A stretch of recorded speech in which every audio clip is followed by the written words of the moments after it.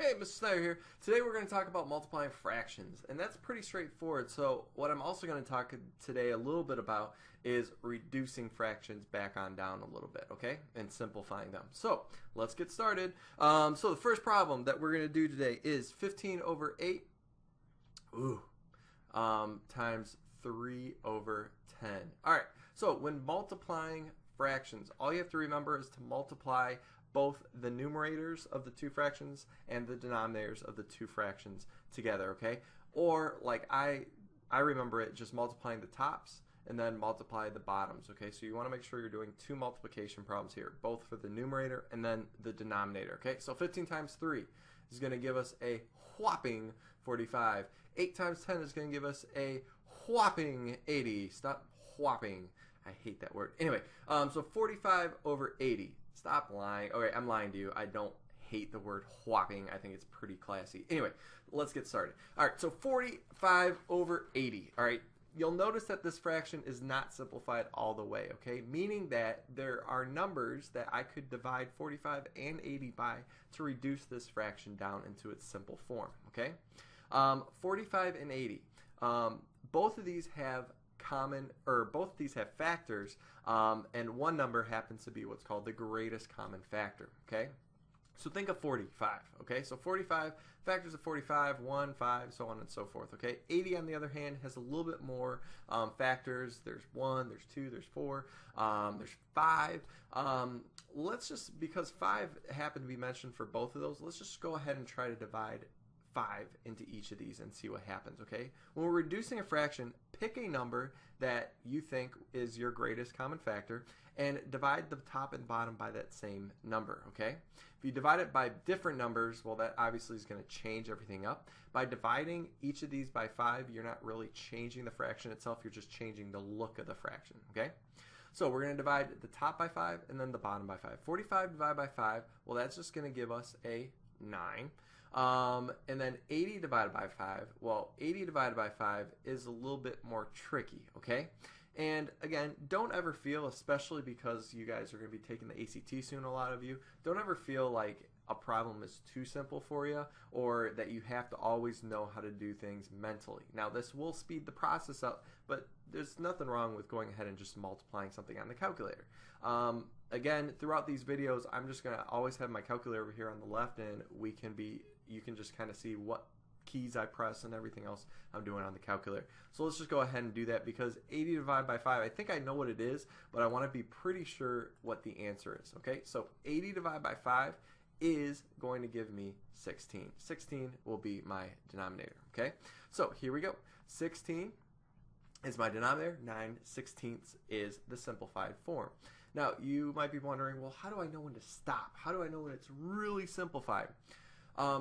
The math answer to that is when the greatest common factor between the top and bottom of the fraction is 1, that's when you know you have it simplified all the way down. Again, when the top and bottom, the greatest common factor between those is 1, you are done.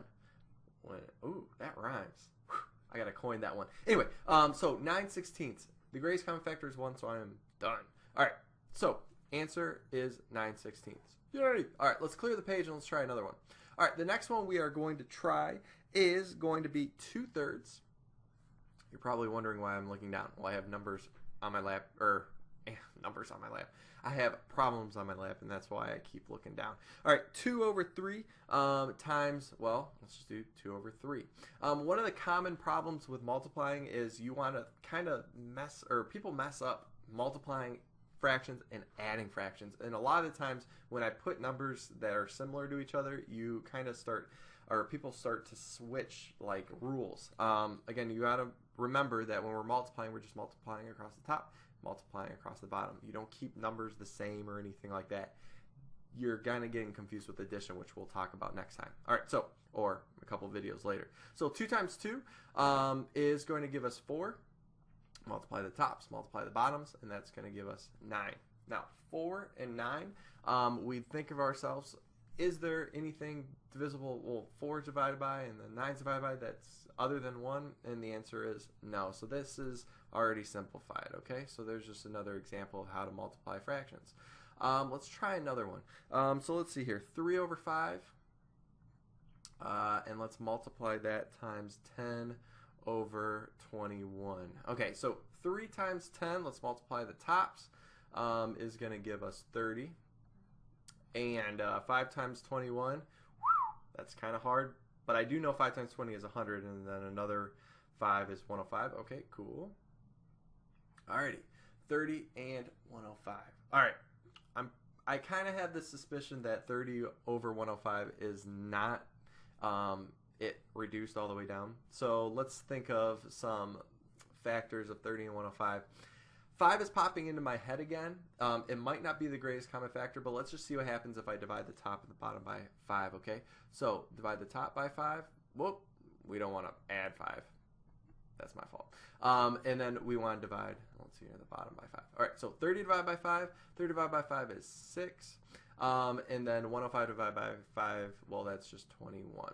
Okay, when I'm looking at 6 and 21, again, I'm getting a sinking suspicion that, you know what, this is still not reduced all the way. The reason why I did it this way, when you don't divide by the greatest common factor right off the bat, you'll notice that you'll have to do a couple different division problems until you finally get down to the reduced form, okay? So let's go ahead and try another number. So 6 over 21, both 6 and 21 are divisible by 3. So let's divide the top by 3. And the bottom by 3, and let's see if this finally reduces our fraction. So 6 divided by 3 is going to be 2, and then 21 divided by 3 is going to be 7.